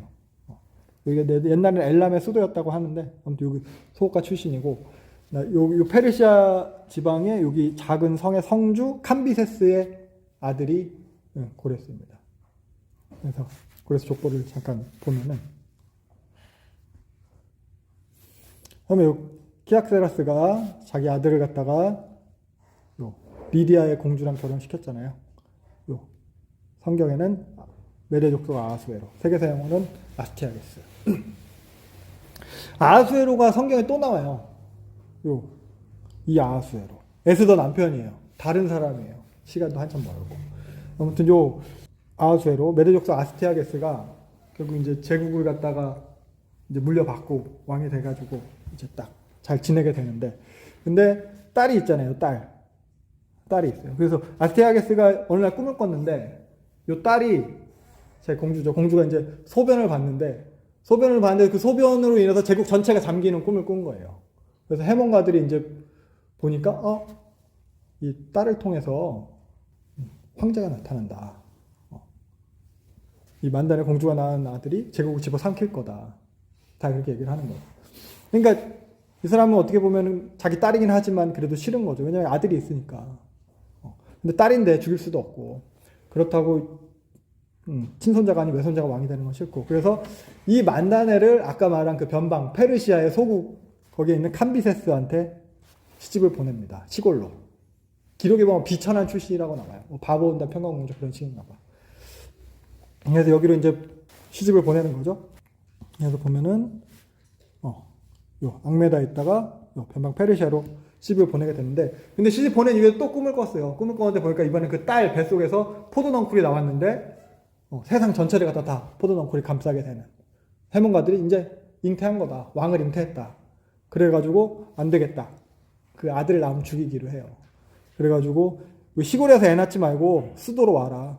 서울대병원에서 애 낳아라 해서 데리고 와서 아이를 낳으면은 아이를 갖다가 사산된 것으로 처리하고 아이를 빼들어서 죽여라. 이걸 갖다가 총리한테 명령을 시켜요. 그 총리가 하르파고스라는 사람인데, 그 하르파고스라는 사람한테 얘기를 해가지고, 그래서 만다네는 공주는 아이를 낳았죠? 아들을 낳았어요. 아들을 낳았는데 하르파고스가 빼돌리고 죽은 것으로 사산된 걸로 처리해요. 만다네 공주는 그래가지고 뭐 유산한 줄 알고 뭐 사산한 줄 알고 다시 돌아가게 되는 거고, 하르파고스 총리는 그래도 자기가 총리니까 직접 땅 파고 묻을 수는 없고, 그래서 자기 집에 있는 하인한테 시켜요. 하인이 그 산에서 이제 소치고 뭐 이런 하인인데, 그 하인한테 시켰는데, 그 청지기 하인 부부한테 시켰는데, 하필 근데 그 부부도 그때 아이를 낳았는데 그 부부 아이가 진짜로 사상이 된 거야. 그래서 그 아이를 갖다가 그 부부가 대신 키우게 됩니다. 그래서 뭐 요 앙메다 궁에서는 이제 대신 그 아이가 죽었으니까 아이 장례 치러주고 다 했지만, 실제로는 그 아이가 고레스예요. 그 아이가 이제 고레스가 결국 죽은 줄 알았는데 수도에서 살게 되는 거예요. 수도에 살게 되는데 얘가 이제 자라면서 점점 똑똑해지는 거고, 똑똑해진 아이가 이제 점점 크면서 골목대장도 하고 친구들이랑 노는데 왕놀이 이런 걸 많이 했대요. 얘가 이제 왕이고 군주고, 누구는 뭐 무슨 대신이고, 누구는 뭐 이제 화살, 누구는 말 해가지고 막 내각을 조직하고 막 전쟁놀이 하고 막 이렇게 했나 봐. 근데 일을 맡기고 자기한테 일한 것에서 다 보고를 하게 많이 했대요. 근데 하루는 어떤 아이가 일도 제대로 안 하고 보고를 안 했어. 그래갖고 얘를 갖다가 잘못했으니까 너는 벌을 받아야 해서 심하게 매질을 한 거예요. 근데 매질했는데 알고 보니까 그 애가 이제 귀족집 아들인 거야. 그러니까 귀족집 아들인데 보니까 애가 맞고 들어왔는데 누가 때렸어? 보니까 저기 소치기, 산에서 소치는 애 아들한테 맞고 온 거야. 그래서 화가 나가지고 막 뭐 동네가 시끄러워진 거죠. 요게 어쩌다가 보니까 황제의 귀에까지 들어간 거예요. 그러니까 황제도 내가 황제인데 어떤 놈이 왕놀이를 한다고, 황제 놀이를 한다고, 그리고 막 시끄럽고 하니까 불러서 봤는데 이제 보니까 이제 딱 알겠는가 봐요. 그 만단의 공주랑 얼굴이 똑같고 붕어빵이고 자기도 닮았고 하니까 이상하다. 그래가지고 하르파고스를 불렀어요. 확실히 죽인 거 맞냐? 하르파고스는 자기도 이제 설명을 해야 하는 거죠. 자기가 직접 뭐 내가 그래도 총리 대신 내가 땅을 파고 어떻게 묻겠어요. 그래갖고 하인을 불렀대. 하인을 시켰다고 해서 하인을 다시 부르니까 그 지금까지 고레스를 키웠던 그 사람들이 이제 실토를 하는 거죠. 사실 이렇게 돼가지고 키우게 됐다. 그래가지고 어떻게 해요. 그래서 다 컸는데 자기 손자이기도 하고 그리고 이제 사람들이 얘기하는 거지. 이미 왕놀이를 했으니까 왕이 한 번 된 거다. 이걸로 액땜하고 그래가지고 다시 여기로 보냅니다. 그래서 고레스는 이때 이제 페르시아로 돌아가가지고 이제 왕자의 삶을 이제 살게 되는 거죠. 그래서 요 고레스라는 이름 자체가 이제 고대 페르시아로 태양이라는 뜻도 있는데 요 큐로라는 그러니까 그 청지기 그 소치던 청지기의 아내 이름이 큐로래요. 그래서 큐로의 아들 큐로스 해서 고레스다 이런 얘기도 하기도 하고 그래서 이란 같은 경우는 이 고레스를 갖다 자기 건국의 아버지로 해요. 건국 국조예요. 국조. 그래서 여기서 이제부터 살게 되는데 근데 결국 하르파고스는 어떻게 보면 자기 역할을 다 못한 거잖아요. 그러니까 이 아스티아게스가 하르파고스한테 어떻게 복수하는 벌을 주는데 뭐냐면 이제 잔치를 벌리고 음식을 갖다 다 베풀게 되는데 총리의 음식에만 이렇게 보면 이렇게 뚜껑이 덮여서 나오게 되는데 그 음식을 먹다 보니까 하르파고스 총리 아들 얼굴이 나왔어요. 머리통이 나온 거야. 그러니까 자기 총리한테 자기 아들 고기를 갖다 먹게 한 거죠. 그러니까 하르파고스한테 그런 식으로 복수를 한 거예요. 그런데 이 다음에 기록이 두 개인데 하르파고스가 이때 화가 나서 자리에 박차고 나갔다라는 얘기가 있고 얼굴색 하나 변하지 않고 다시 아스티아게스한테 충성을 맹세했다. 그런 두 가지 이야기가 있더라고. 아무튼 그래서 결국 하르파고스는 어떻게 그 총리 지위를 갖다 그런 식의 벌을 받고 총리 지위를 인정하게 되는데 하르파고스가 원한을 품게 돼요. 원한을 품고 고레스랑 계속 연락을 취하게 돼요. 고레스를 도와서 이제 반란을 갖다 도모해요. 고레스는 계속 여기 안산 페르시아 지방에서 사람을 규합해서 세력을 불리고 이 동네를 갖다 이제 통일을 해요. 통합을 해요. 그러니까 이 사람은 되게 정치적으로 수완이 뛰어났나 어렸을 때부터 그래서 정치가 은사래요. 그래서 고레스에 의해서 아케네메스 왕조가 시작이 됩니다. 559년 이때. 그러니까 자꾸 이제 세력이 커지니까 아스티아게스가 안 되겠다. 점령해라. 그래서 하르파고스를 보내가지고 점령을 하게 하는데 하르파고스가 엘람 근처에 왔을 때 이제 장군들 모아놓고 얘기하는 거죠. 사실 나는 투항하러 간다. 너희들은 너희 왕을 위해서 싸워라. 난 고레스 위해서 싸울 거다. 근데 같이 갔던 장수들이 다 같이 투항을 해요. 그러니까 여기서 뭐 이제 세력은 점점 키웠죠. 메디아에서 쳐들어왔는데 메디아 군사들이 다 자 있게 된 거예요. 장수들도 다 자기 부하가 된 거예요. 그러니까 고레스는 특별하게 크게 싸우면서 메디아를 정복하지 않아요. 그러니까 그냥 정권만 접수하는 식이 된 거예요. 총리가 자기한테 왔으니까. 그래서 결국 아스티아게스가 꿈꿨던 대로, 꿈의 해몽대로 만다네의 뱃속에서 나온 고레스가 제국을 갖다 이제 정복하게 되는 거죠. 그러면서 이때부터 메디아 이름이 페르시아로 바뀌게 되는 거거든요. 성경에는 바사예요, 바사. 이때. 그래서 고레스가 어렵지 않게 요 메디아를 갖다가 다 먹게 되고, 그러니까 리디아랑 바벨론이랑 이집트랑 셋이서 동맹을 맺어요. 이 고레스를 갖다 견제하기 위해서. 그래서 정복을 하긴 했는데 이 아스티아게스가 자기 외할아버지잖아요.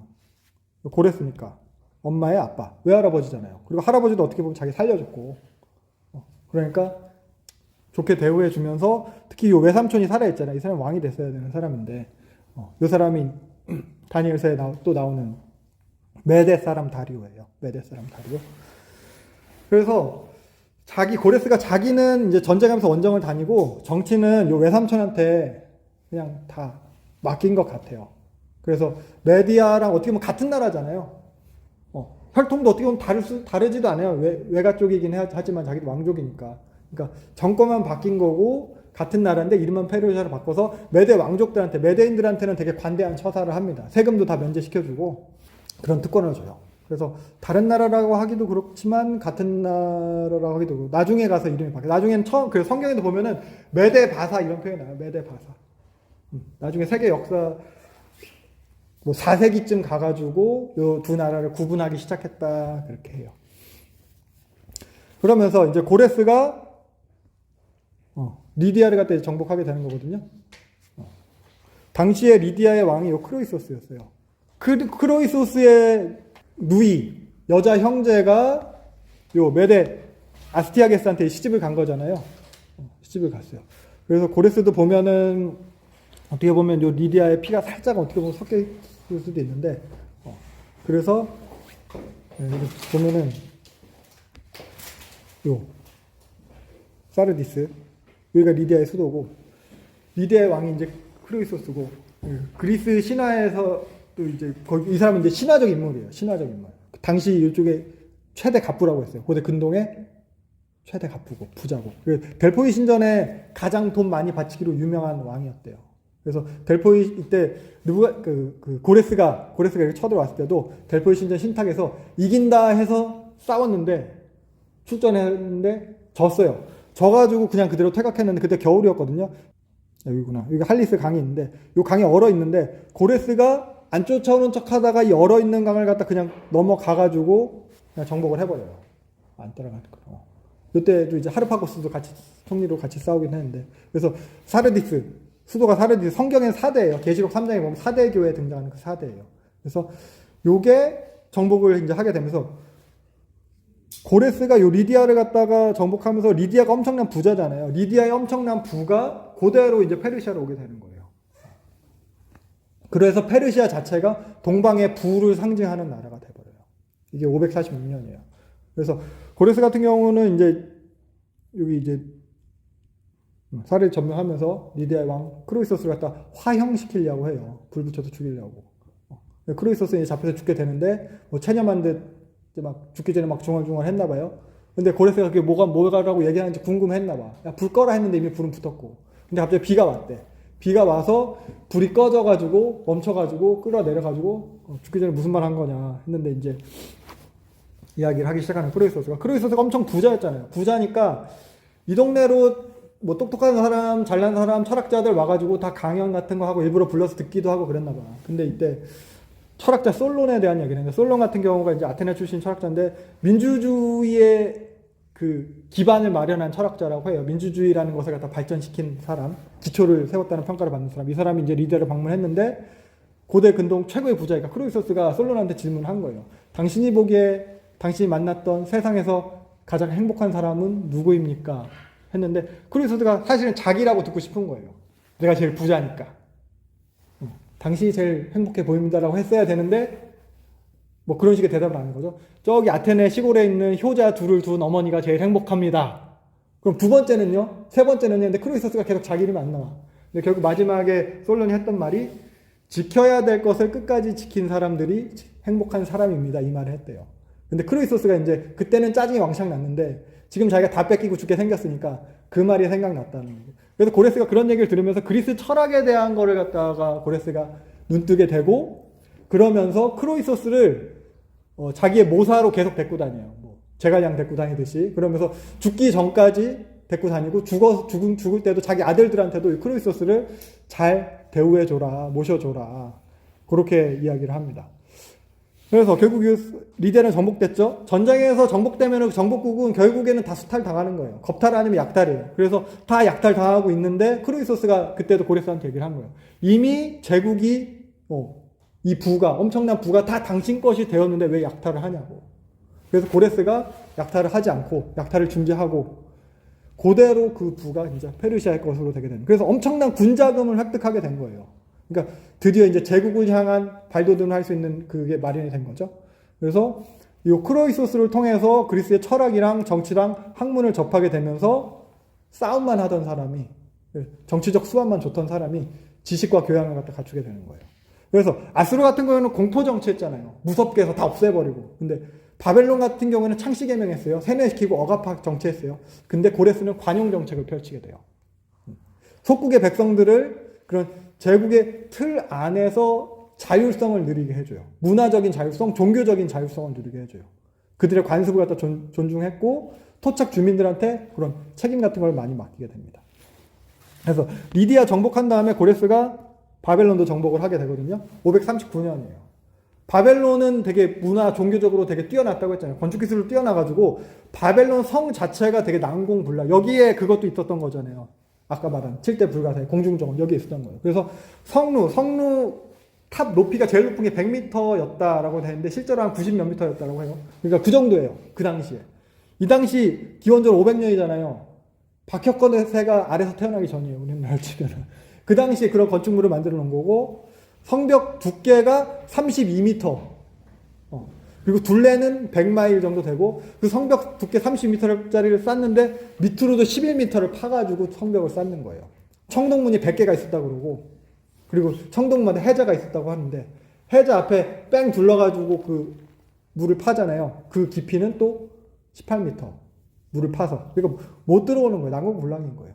성벽도 삼중 성벽이고. 네. 그래서 여기를 갖다 이제 고레스가 점령을 하러 가는 건데 고레스가 이때 이제 그래도 이제 부자가 됐잖아요. 이제 삐까뻔쩍하게 하고 가는 거예요. 흰색 말 4마리를 맞춰가지고 유프라테스 강을 건너가지고 가는데 유프라테스 강 지류에서 말 1마리가 물에 빠져 죽었어요. 그래서 고레스가 기분이 나빠가지고 물 방향을 틀어버려야겠다 해가지고 전장하러 가지 말고 군사들 시켜서 땅을 파가지고 물 방향을 확 틀었어요. 그려놓고 다 이제 바벨론을 가는 거죠. 근데 이때 물을 틀은 걸 통해서 바벨론 성 주위에 있던 해자의 수위가 낮아지게 됐어요.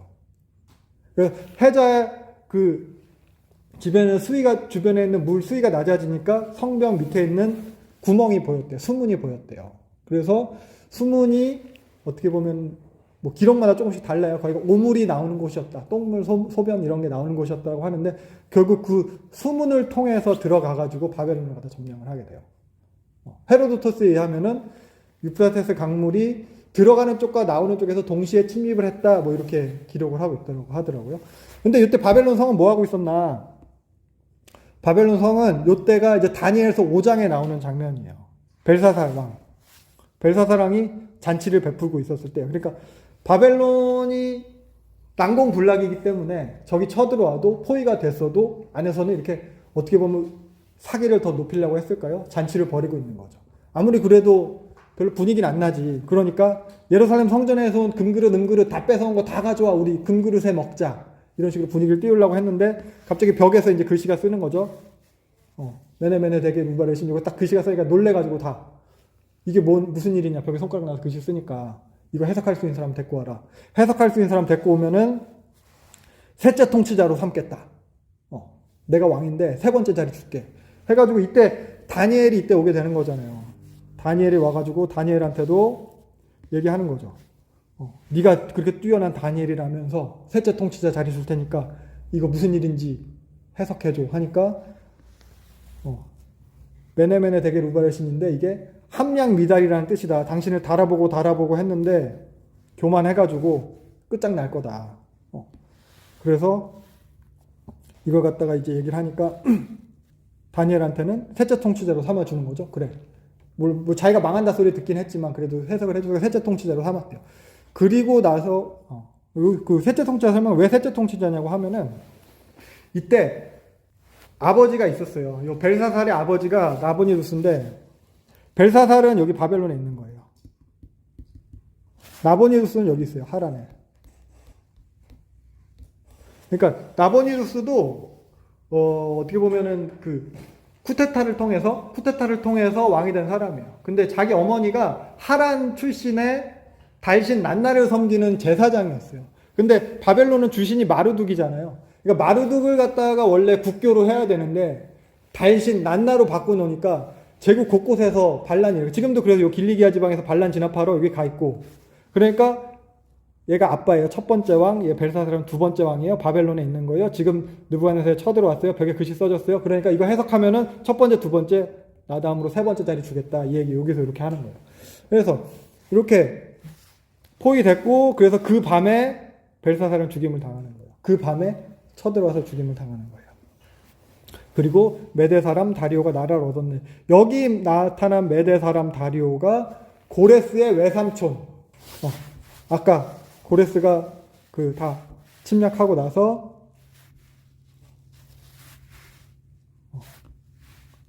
이제 고레스가 여기 메대 사람 아하수에로 자기 외할아버지죠. 그리고 요 메대 사람 다리오가 외삼촌이죠. 요 사람한테 바벨론을 갖다 통치하게 해주는 거예요.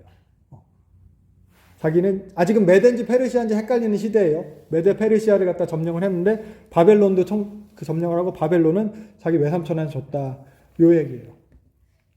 그러니까 이날 뭐 잔치는 벌이고 있었고, 근데 그 수문을 통해서 기습 공격을 했고, 그러니까 뭐 술 취해서 잔치 벌이고 있던 사람들 가볍게 이제 바벨론을 갖다 점령을 하게 되는 거고, 그리고 요 메대 사람 다리오가 나중에 이제 다니엘서에 나오는 그 다니엘을 사자굴에 집어넣었던 그 다리오예요. 지금 아까 다니엘 5장이 지금 벨사살의 잔치고 다니엘서 6장이 다니엘 사자굴에 들어가는 이야기입니다. 그래서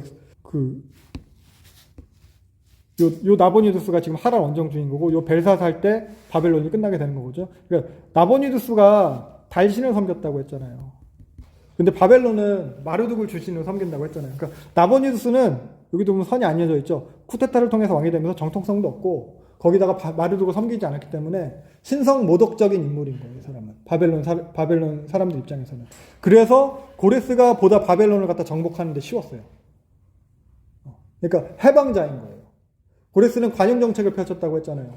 신상을 없애지 않고 고레스 본인도 마르둑을 섬긴다고 하고 마르둑 예배에 참여하기도 하고 그랬어요. 그러니까 바벨론 사람들 입장에서는 고레스가 이제 자기네들을 갖다 회복시켜주는 사람이 되는 거죠.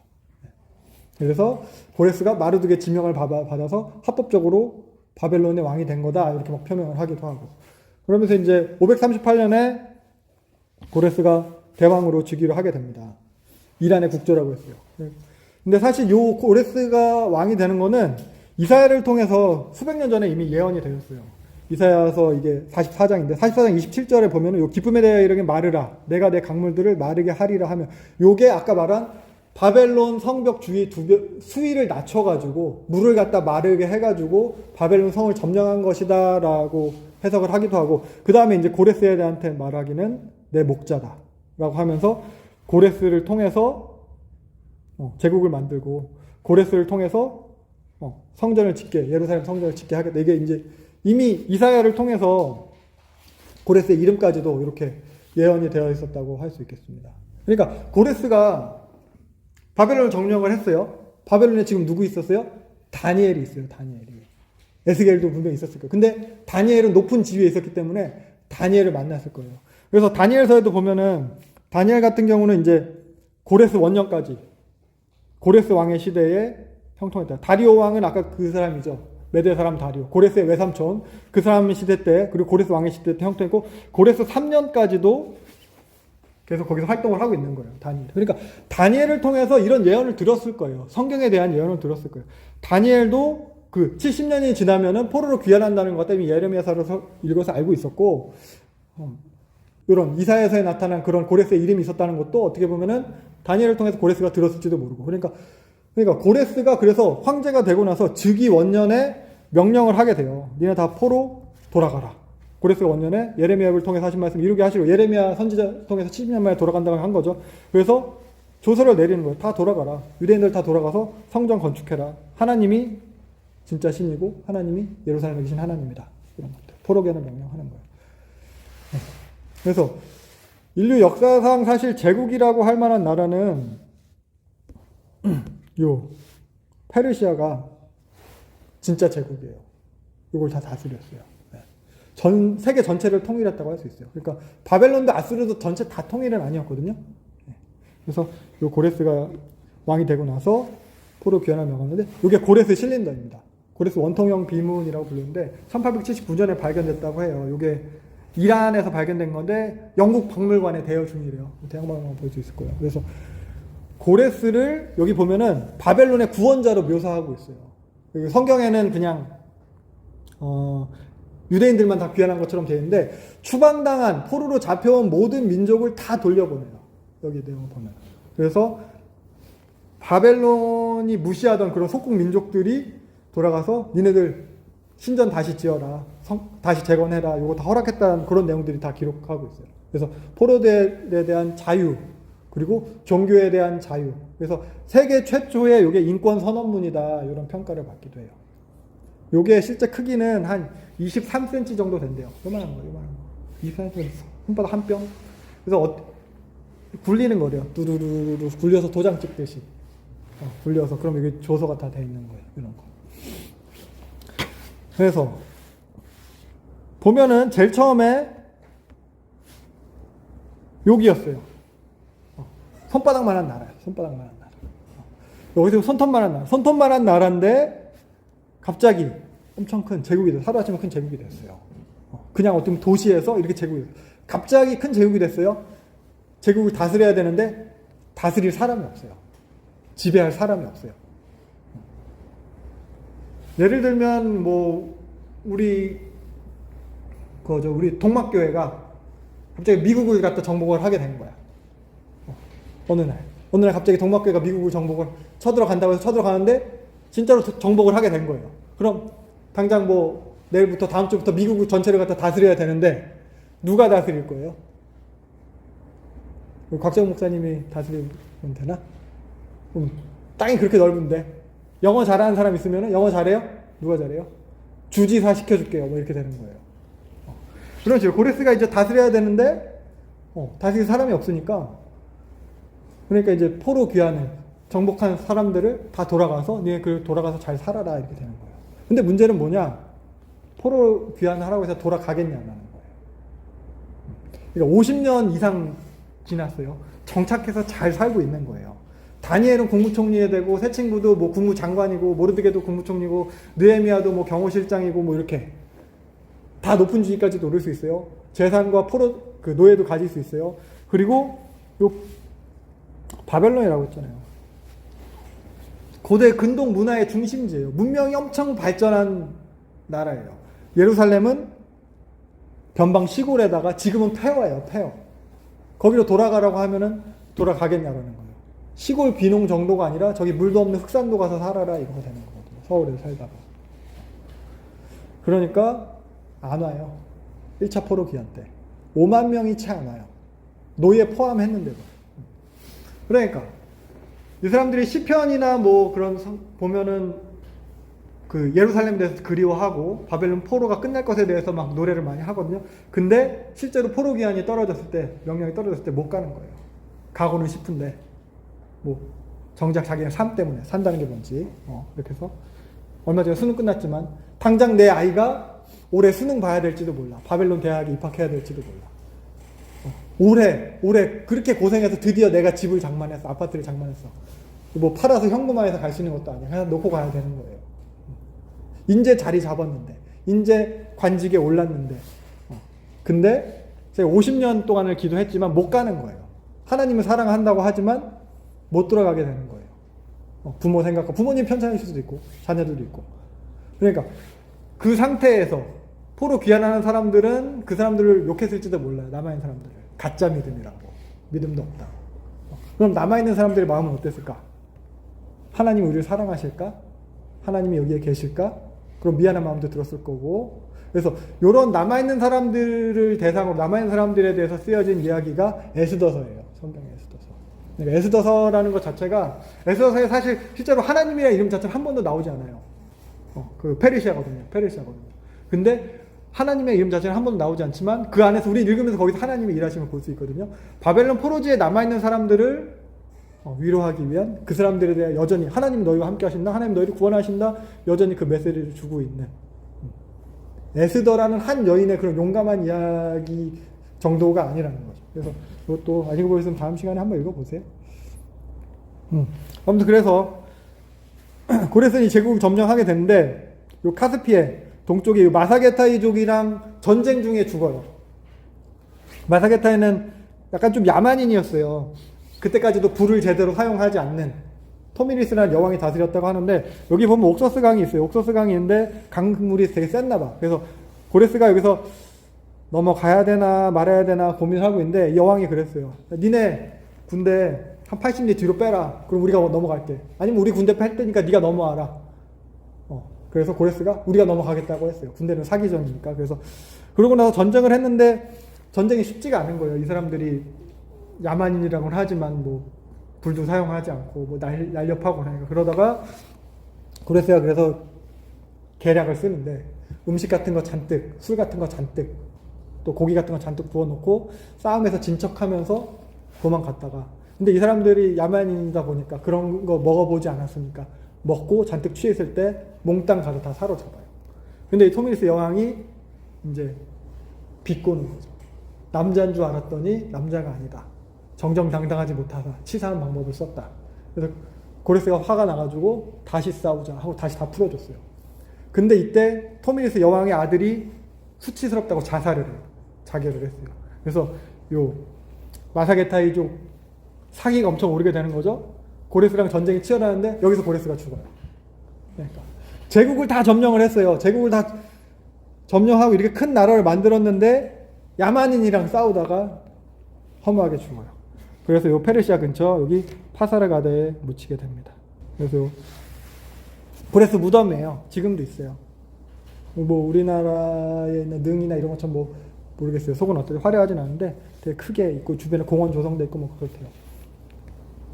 그래서 고레스 뒤를 이어서 캄비세스 2세가 왕이 되고 그래서 이제 이집트를 갖다 정복을 하게 되는 건데 캄비세스 2세는 근데 캄비세스 2세에 대해서는 되게 안 좋은 말이 많아요. 이집트 정복 갔다 얼마 안 돼서 죽는데 그러니까 천하에 못된 놈, 뭐 정신병자, 뭐 정신분열이다, 뭐 간질병이다, 뭐 이런 식의 설명들이 붙어요. 그러니까 왜 애굽을 점령을 하게 되는 거냐면은 애굽 공주가 뭐 이쁘다는 소문을 들었나 봐요. 그래서 애굽한테 뭐 이렇게 사신을 보낸 거죠. 니네 공주 나한테 시집 보내라. 그랬더니 애굽에서는 공주 대신에 하녀를 갖다 보냈어요. 그러면서 수준에 맞게 놀아라. 뭐 이런 식으로 한 거예요. 애굽도 이제 어떻게 보면 되게 오래된 나라인데 그러니까 화가 나서 공격을 하게 되는 거예요. 그래가지고 요 멤피스를 갖다 이제 3일 만에 점령을 해요. 점령을 해가지고 근데 이때 멤피스에 도착해서 점령을 했을 때 이미 자기한테 그렇게 하녀를 보낸 왕은 죽었어요. 그 이집트 왕이 아마시스라는 왕인데 아마시스라는 왕은 죽었고 그 아들 이제 푸사메타쿠스가 왕이 돼 있었는데 멤피스를 갖다가 이게 쉽게 점령을 하고 그 아마시스 죽었으니까 무덤 다 파헤쳐가지고 다 시신 불사지르고 막 이렇게 난장을 피우고 신전까지 다 뽀개고 그렇게 망나니 짓을 하고 있는데 자기 점령을 했다는 거예요. 근데 이제 여기 뒤에 이디오피아가 있거든요. 이디오피아가 자기한테 인사를 와야 되는데 인사를 안 온다. 기분 나빠서 이디오피아한테 사신을 보낸 거예요. 빨리 와서 나한테 인사해라. 제국의 왕이 왔는데. 근데 이디오피아가 되게 이제 이 사람들도 민족적 자부심이 뛰어난 나라예요. 아프리카 나라 중에 현재까지도 한 번도 식민 통치를 받지 않은 유일한 나라예요. 모든 아프리카 나라는 다 식민 통치 받았는데 그 이탈리아한테 받을 뻔했지만 아직도 한 번도 안 받았대요. 이디오피아. 성경에서 구스라고 나오죠. 그러니까 구스가 자존심이 센데 활을 하나 보냈대요. 활. 이거나 땡겨보고 해라. 활도 못 땡기는 젖이나 떼고 와라 뭐 이런 식으로 보는 날. 근데 활이 되게 단단했나 봐요. 잘 못 땡겼어요. 그래가지고 캄비세스 2세는 활을 못 땡겨서 좀 창피를 당했는데 캄비세스랑 같이 원정을 간 동생이 있었어요. 스멜디스라는 사람이 있었는데 스멜디스가 동생이죠. 캄비세스는 형이고 스멜디스가 땡겨보더니 좀 그래도 땡길만 하다고 한 거예요. 자기는 못 땡겨도 동생은 땡겼어요. 기분이 나쁘죠. 수치를 당한 거예요. 구스 정복하러 간다. 바로 쳐들어가려고 하는데 막 뜯어 말리는 거지. 전쟁을 하려면은 보급로도 확보해야 되고 물도 어디 있는지 확인해야 되고 어디로 가야 될지도 해야 되는데 이렇게 급하게 하면 안 된다고 다 뜯어 말리는데 화가 나서 그냥 구스 정복한다고 가고 동생은 바로 본국으로 돌려보내요. 너는 본국으로 돌아가라. 나는 정복 전쟁 할 테니까. 그러면서 돌아갈 때 뒤에서 자객을 보내서 동생을 죽이게 해요. 동생을 죽이고 그리고 여기서부터 멤피스에서부터 테베까지 오는데 길을 모르잖아요. 군사 3분의 1이 죽었어요. 군사 3분의 1이 죽었어요. 그리고서는 구스까지 가야 되는데 못 가고 헤매고 있고 여기서 여동생도 같이 갔어요. 여동생. 근데 여동생도 무럽다고 막 불평하니까 여동생도 죽여버려요. 그러니까 여기 역사적으로 좀 제정신이 아니다라고 하는 거예요. 그래서 여기 테베까지 가서 군사 3분의 1 죽은 상태에서 근데 본국으로부터 이제 사신이 왔어요. 스멜디스가 왕이 됐다. 동생이 왕이 됐다라고 본 거예요. 그래서 내가 자객을 보내서 분명히 죽였는데 확인해보니까 분명히 자기는 죽였대. 이거 반란이 일어났다. 본국으로 돌아가야 되죠. 그래서 멤피스까지 다시 돌아왔어요. 돌아오면서 남아있는 군사 또 3분의 1이 또 죽었어요. 그러니까 군사는 다 없어져 버렸죠. 본국에서는 반란이 일어났죠. 그래서 결국에는 쭉 올라오다가 중간에 뭐 다메섹 여기다. 다메섹까지 중간에 올라오다가 요 다메섹에서 요 캄비세스가 죽어요. 병사였다는 소식도 있고, 또 이 사람이 하도 나쁜 사람이니까 악평이 있는데, 칼을 갖다가 칼집에 꽂아야 되는데 허벅지에 꽂아가지고 파상풍에 걸려서 죽었다, 이런 얘기도 있고, 아무튼 안 좋은 평이 되게 많아요. 그래서 죽고, 그러면은 갑자기 왕이 없어졌어요. 동생도 죽였어요. 여동생도 죽였어요. 근데 동국에는 어떤 놈이 자기 동생인 척 하면서 왕인 척을 하고 있어요. 그때 등장하는 게 이제 왕의 7 자문관이에요. 그래서 성경에도 보면은, 에스라에서도 보면은, 에스라를 갖다가 이제 예루살렘으로 보낼 때 왕이 이제 자문을 받게 되는 왕의 7 자문관. 이 사람들이 등장을 하는 거거든요. 그리고 또 에스더에서도 보면은 에스더를 갖다 왕비로 뽑을 때도 여러 가지 잘 결정해서 왕비를 다시 간택합시다라고 하는 게 7 자문관. 그래서 왕의 정원에 허락 없이 들어갈 수 있는 사람들이 이 7 자문관이었다고 해요. 이 사람들이 모여가지고 하는 거죠. 저 지금 페르시아에 있는 왕이 진짜냐 가짜냐 확인을 하자. 확인했는데 가짜였어요. 가우마타라는 사람이 자기가 왕인 척을 하고 앉아있는 거예요. 스멜리스인 척. 그래서 그냥 군사력으로 밀고 들어가서 그 사람을 제압했어요. 없앴어요. 그럼 이제 왕을 뽑아야 되는데 왕이 없잖아요. 왕 될 사람이 다 죽었으니까. 그래서 이 7 사람이 자기들이 이제 결정을 하는 거예요. 우리 중에서 왕이 되자 해가지고 어떻게 결정을 했냐. 아침에 일어나서 동쪽 해돋는 쪽으로 말을 타고 달렸을 때 말이 제일 먼저 잉 하고 울면은 그 사람이 왕이 되기로 하자. 어떻게 보면 제비 뽑는 것처럼 그런 식으로 했어요. 그래서 해돋는 쪽으로 아침에 7명이 말을 타고 나라를 달리는데, 이때 7 자문관 중에 다리오라는 사람의 종이 머리를 썼어요. 다리오가 탄 말에 짝꿍되는 앞말에 소변을 갖다가 앞에다가 뿌려놨어요. 그러니까 순말이 가다가 자기 짝꿍 말 냄새를 맡고 이히히 하고 울어가지고 다리오가 왕이 됐어요. 네. 그래서 요 가우마타의 반란을 진압하고 522년에 왕이 된 사람이 다리오 1세라는 사람이에요. 근데 보면은 요 다리오도 왕이 됐긴 했는데 이 사람이 어떻게 보면 스멜디스랑은 똑같은 꼴이거든요. 정통성이 없어요. 정통성이. 다리오 되게 뛰어난 왕이에요. 훌륭한 왕이에요. 어떻게 사실 이 영토를 실제로 만든 사람이 다리오예요. 고레스 때 요 정도까지 영토를 갖다 확장하지 못했어요. 다리오 때로 확장을 한 거거든요. 근데 정통성이 없다 보니까 왕이 되니까 제국 곳곳에서 반란이 일어나요. 물론 그 반란도 다 진압을 했어요. 진압을 했죠. 왜냐면 뛰어난 왕이니까 싸움도 잘하고 정치도 잘해요. 근데 그래도 정통성이 없는 거예요. 되게 부족한 거예요. 그게 한참 고민이던 그때 이제 이쪽 강 건너편에서 소식이 들려오는 거죠. 유프라테스 강 건너편에서 다뜨네라는 총독이 편지를 보내요. 521년이에요, 이때가. 여기 이상한 애들이 있는데 당신네들이 귀환하라고 해서 귀환한 애들인데 자꾸 성전 지으려고 한다. 근데 이 성전을 고레스가 지으려고 했다는데 고레스가 지으라고 하면서 뭐 이것저것 빼앗겼던 느부갓네살이 갔던 그 성전 기물들 금 같은 거 뭐 방패 그릇 이런 거 다 돌려주라고 했다고 하면서 자꾸 성전 짓는다. 다리오 지금 당신 지금 황제니까 확인해 달라고. 고레스가 진짜 지으라고 한 게 맞는가.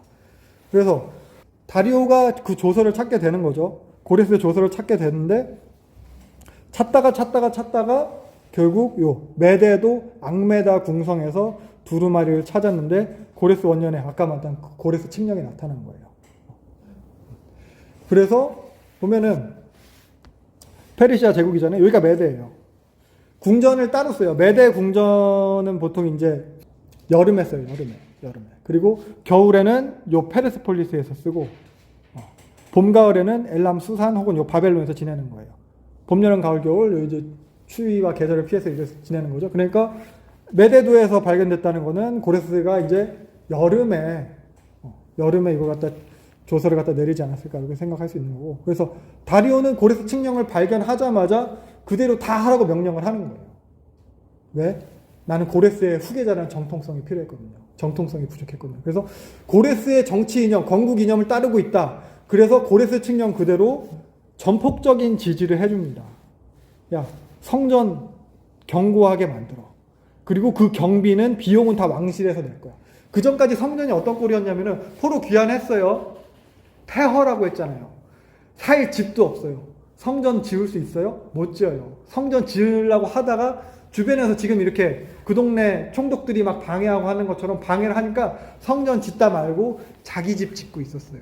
그러니까 학계 스가랴 선지자가 나타나가지고 너 하나님의 성전 지어야지 뭐하는 꼴이냐, 산에서 나무 해다가로 지어라 했는데, 이때 고레스가 이렇게 칙령을, 아니 고레스가 아니지, 다리오가 고레스 칙령을 발견하고 이렇게 명령을 내리는 거예요. 비용 왕실에서 다 내줄게. 총독들한테도 방해하지 마. 전폭적인 지지 다 해줘. 이거 방해하는 애는 그 집 거름더미 만들 거야. 다 죽여버릴 거야. 이렇게 하는 거예요. 그러면서 성전에서 빼앗은 거, 느부갓네살을 빼앗은 거 다 돌려줘라. 그래가지고 결국 이제요, 다리오 왕 6년에 요거 발견된 게 다리오 왕 2년이에요. 다리오가 왕이 되고 나서 2년째 때 그 조서를 다시 발견해서 다리오 4년 만에 성전을 갖다 짓고 성전 봉헌식을 하게 되는 겁니다. 그래서 성전은 516년에 완공이 돼요.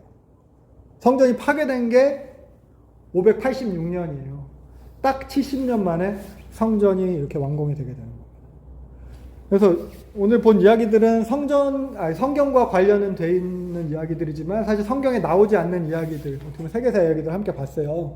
그래서 요 세계 역사 속에서도 하나님께서 일하고 계신다는 거.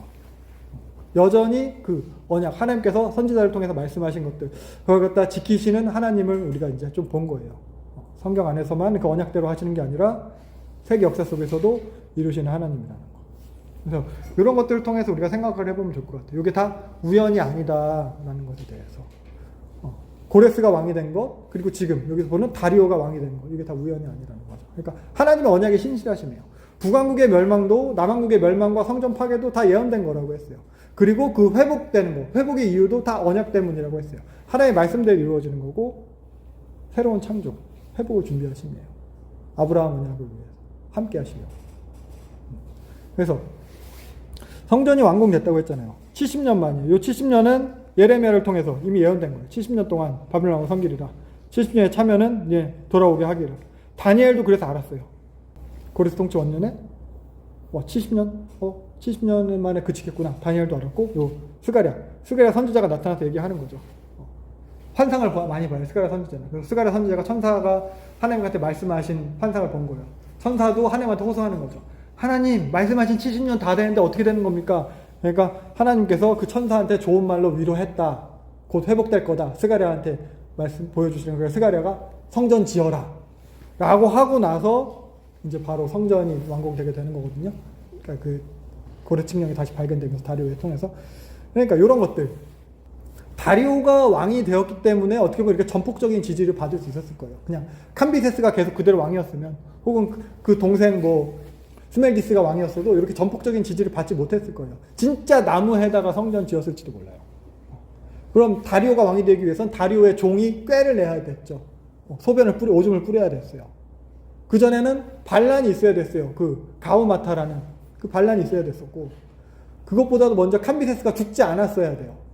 파상풍에 걸렸든 어떻게 칼을 어디에 꽂았든 그런 것들.